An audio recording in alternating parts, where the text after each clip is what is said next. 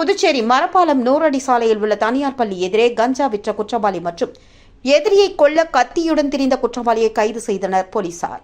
புதுச்சேரி முதலியார்பேட்டை காவல் நிலைய பகுதிக்கு உட்பட்ட மரப்பாலம் 100 அடி சாலையில் உள்ள தானியார் பள்ளி அருகே மாணவர்களுக்கும் இளைஞர்களுக்கும் கஞ்சா விற்பதாக வந்த தகவலை அடுத்து தெற்கு பகுதி காவல் கண்காணிப்பாளர் பக்தவச்சலம் உத்தரவின் பேரில் ஆய்வாளர் செந்தில்குமார் தலைமையில் குற்றப்பிரிவு தலைமை காவலர்கள் JP ராஜவேல், கலைநிதி, ஸ்ரீபன் உட்பட காவலர்கள் விரைந்து சென்று அந்த பகுதியில் கஞ்சா விற்றுக் கொண்டிருந்த நபரை மடக்கி பிடித்து அவர்களிடம் இருந்த 10,000 ரூபாய் மதிப்பிலான கஞ்சாவை பறிமுதல் செய்து விசாரித்ததில் புதுச்சேரி OK பாளையம் பகுதியைச் சேர்ந்த ஐயனார் கோவில் வீதியைச் சேர்ந்த சந்திரசேகரன் மகன் அரவிந்த் என்கிற அரவிந்த்ராஜ் என்பது தெரியவந்தது. மேலும் உதவி ஆய்வாளர் ரவிச்சந்திரன் தலைமையில் குற்றப்பிரிவு காவலர்கள் ரோந்து பணியில் ஈடுபட்டுக் கொண்டிருந்த பொழுது மரப்பாலம் துணை மின்துறை எதிரே சந்தேகம் அளிக்கும் வகையில் நின்று கொண்டிருந்த நபரை பிடித்து சோதனை மேற்கொள்ளப்பட்டதில் அவரிடம் எதிரியை கொல்ல கத்தியுடன் இருந்தது தெரியவந்தது.